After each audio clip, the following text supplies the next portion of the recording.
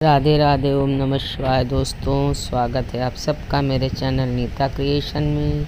और आप सबको चैत्र नवरात्रि की और हिंदू नववर्ष की बहुत बहुत शुभकामनाएं, हार्दिक मंगल कामनाएं। माता रानी आप सभी पर कृपा दृष्टि बनाए रखें। दोस्तों, देख रहे हैं माता रानी का दरबार कितना सुंदर लग रहा है, प्यारा लग रहा है। जहाँ माता विराजमान होती हैं उस दरबार के कहने ही क्या। और फूलों की सजावट तो बहुत ही अद्भुत होती है, जिससे पूरा दरबार महकता है और बहुत ही आनंददायक क्षण होता है, वो हर भक्त अनुभव करता है। और ये नवरात्रि के पहले दिन की पूजा का वीडियो है दोस्तों। और काफ़ी लेट हो गया है क्योंकि मेरी तबीयत थोड़ी ख़राब हो गई थी, इसीलिए मैं लेट शूट आपको दिखा रही हूँ। शूट तो पहले ही कर लिया था। ये माता की पूजा के लिए 5 प्रकार के फल हैं, दीपक है, मेवा है, मिठाई है, बताशे हैं। और चूँकि रविवार था तो सूर्यदेव की पूजा भी मैं करती हूँ। और ये माता के दरबार में एक छोटी सी प्यारी सी रंगोली बनाई है दोस्तों, होली के रंगों के द्वारा। ये देखिए, मैं आपको पास से दिखा रही हूँ।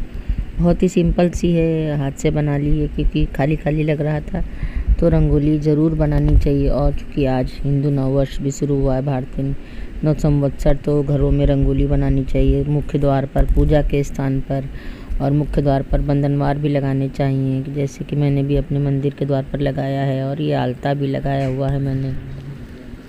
तो सभी अच्छी अच्छी चीज़ें करनी चाहिए। और ये फलाहारी का भोग बनाया तो प्रभु को लगाया। ये देखिए, सिंघाड़े के आटे की पूड़ी और खीर और आलू टमाटर की सब्जी, खीर, ये दही फलाहारी है प्रभु का। ये देखिए, ये बंधनवार को अच्छे से चंदन और रोली से सजा करके कलामे में बांध के पूजा के मुख्य द्वार पर, ये देखिए, रोली से स्वास्तिक बनाया हुआ है और बंधनवार लगाया हुआ है। क्योंकि भारतीय नववर्ष शुरू होता है चैत्र की नवरात्रि से, शुक्ल पक्ष की प्रतिपदा तिथि से। तो मुख्य द्वारों पर झंडे लगाने चाहिए, बंधनवार लगाने चाहिए, दीपक जलाने चाहिए, रंगोली बनानी चाहिए। जो शुभ कार्य हैं ये सारी करनी चाहिए। ये देखिए, इस प्रकार से मैंने पूजा के द्वार पर ये 9 आम के पत्ते इनको जो है लगाया है। आप आम के पत्ते, अशोक के पत्ते, नीम के, पीपल के, बरगद के, जो 5 अच्छे पत्ते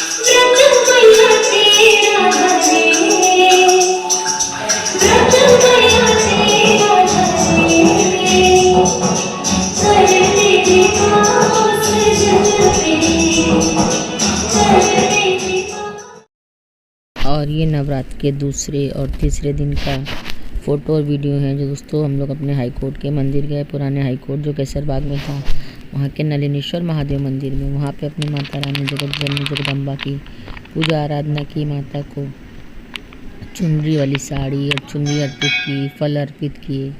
और ये दक्षिणेश्वर काली माता हमारी जो 84 घंटे वाली, ये दुर्गा माता हैं। और ये बजरंगी बाबा हैं। और ये देखिए, प्रभु के सामने भोग और अर्पित है। ये हमारी माता सरस्वती जी हैं, ये लक्ष्मी नारायण जी हैं, और ये हमारे शिव पार्वती जी हैं।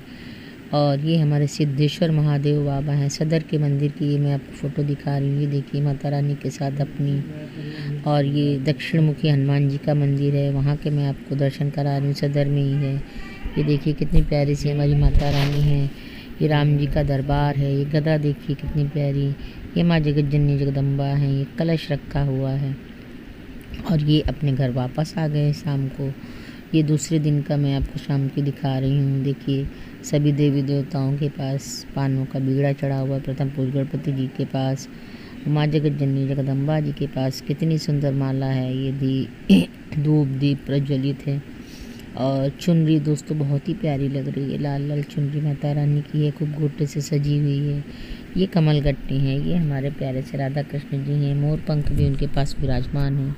ये अखंड ज्योत है और ये हमारे कलश महाराज हैं, जिनमें सभी कुछ समर्पित है। कलश को इस बार दोस्तों मैंने इसमें सर्व औषधि भी डाली है, जल, रोली, अक्षत, दक्षिणा सभी कुछ डाला है।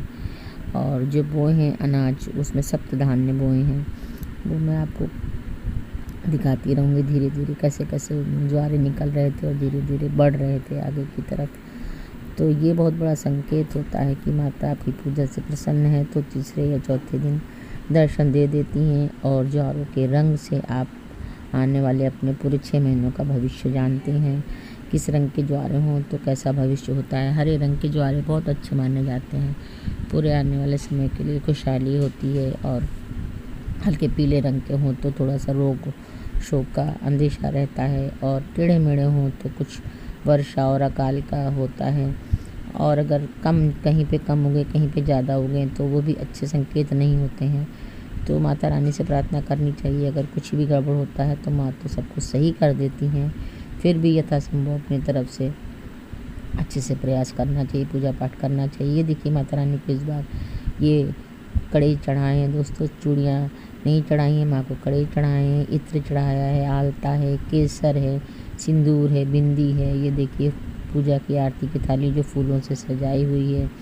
ये डमरू है, ये माँ का त्रिशूल है। और ये राधा कृष्ण जी की मूर्ति भी मैंने नवरात्र से पहले ही फ़ोटो मंगाई थी। ये माँ के भोग के लिए पंचमेवा है। ये नारियल है जो माँ के चरण में अर्पित है। परेवा के दिन दोस्तों चढ़ाया था दक्षिणा के साथ में। और ये पूरे 8 दिन तक, अष्टमी तक चढ़ा रहेगा। और नवमी के दिन सुबह इसको जो है फोड़ते हैं और यही गरी निकाल के कन्याओं को, लंगूर को यही प्रसाद में देते हैं दोस्तों। और ये देखिए कलश के पास से मैं आपको दर्शन करा रही हूँ। कलश में आप जानते ही हैं सभी तीर्थों का जल समाहित होता है। उसमें ब्रह्मा, विष्णु, महेश तीनों लोग विराजमान रहते हैं।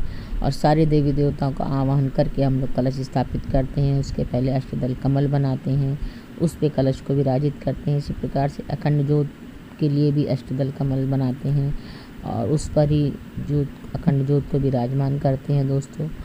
और अखंड ज्योत आप लोग जानते हैं कि सरसों के तेल की जलाई जाती है, जिससे दुश्मनों का नाश होता है। और देसी घी की जलाई जाती है, जिससे घर में सुख संपत्ति आती है, धन आता है। और तिल के तेल की भी अखंड ज्योत जलाई जाती है, जिससे घर में हर प्रकार की बरकत होती है। तो आपकी जैसी समस्या हो तो उस हिसाब से आप अखंड ज्योत जला सकते हैं। ये देखिए अब नवरात्र के कई दिन हो चुके हैं, तो देखिए अब माता रानी ने दर्शन दे दी हैं। थोड़े थोड़े ज्वारे हो गए हैं दोस्तों। इसमें भी कुछ लोग गेहूँ बोते हैं, कुछ लोग जौ बोते हैं, कुछ लोग सप्तधान बोते हैं। तो वैसे तो हर बार मैं जौ ही बोती थी, मगर इस बार माता रानी के आदेश पर मैंने सप्तधान्य बोया है दोस्तों। तो देखिए कितनी अच्छी खेती हमारी उगाई है। इसको खेती कहते हैं, ज्वारे कहते हैं।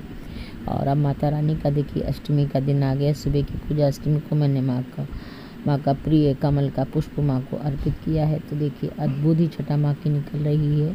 और अब देखिए ज्वारे हमारे कितने अच्छे से उगाए हैं। और माता के चरणों में ये तिल के तेल का दीपक प्रज्वलित है। और अष्टमी के दिन की दोस्तों हम लोग दुर्गा सप्तशती का पूरा पाठ करते हैं, माँ का हवन करते हैं, आरती करते हैं। तो वो उसका वीडियो अलग है। ये नवरात्र के पहले दिन से लेकर के अष्टमी तक का पूरा वीडियो है, आपको मैंने दिखाया है।